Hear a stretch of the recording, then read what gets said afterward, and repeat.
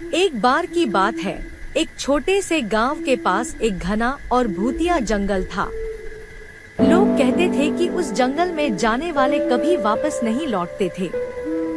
रोहन और रिया ने बचपन से ही इस जंगल की कहानियां सुनी थी और उनके मन में हमेशा उस जंगल को जानने की इच्छा थी। एक दिन रिया को अपने दादाजी के पुराने सामान में एक प्राचीन नक्शा मिला।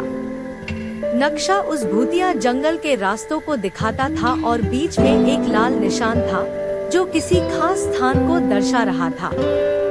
रोहन और रिया ने तय किया कि वे इस रहस्य को सुलझाएंगे। देखो रोहन, दादाजी के पुराने सामान में मुझे ये प्राचीन नक्शा मिला। लगता है ये उसी भूतिया जंगल का है। रिया, ये तो बहुत बढ़िया है। चलो इस रहस्य को सुलझाने चलते हैं।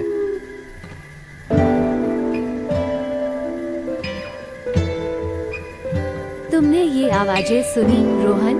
हाँ सुनी, पर हमें डरना नहीं चाहिए। नक्शे का अनुसरण करते हैं।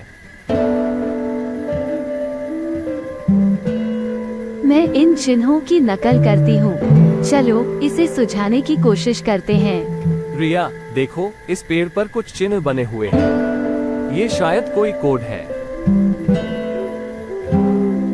कोड ने हमें जंगल के और भीतर जाने का संकेत दिया है। चलो जल्दी करते हैं। यहाँ कुछ अजीब हो रहा है, हमें सावधान रहना होगा। हाँ चलो जल्दी से आगे बढ़ते हैं।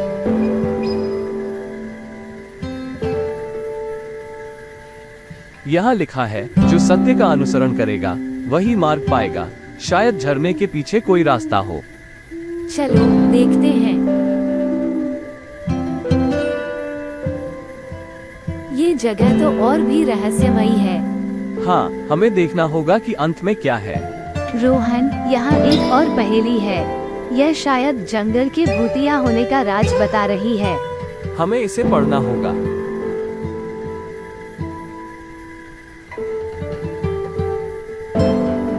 तुम दोनों बहुत साहसी हो।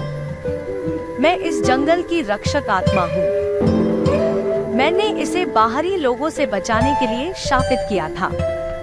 हमने सुना था कि जो भी इस जंगल में आता है वापस नहीं लौटता।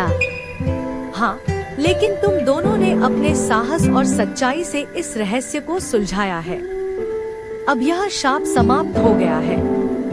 धन्यवाद, हमें आपका आशीर्वाद मिला। जाओ और इस जंगल की रक्षा करना। रोहन, हमने एक बहुत बड़ा रहस्य सुलझा लिया। हाँ, और अब लोग इस जंगल को भूतिया नहीं समझेंगे। इस तरह रोहन और रिया ने अपनी बुद्धिमानी और साहस से भूतिया जंगल की पहेली को सुलझाया और एक नई कहानी का निर्माण किया।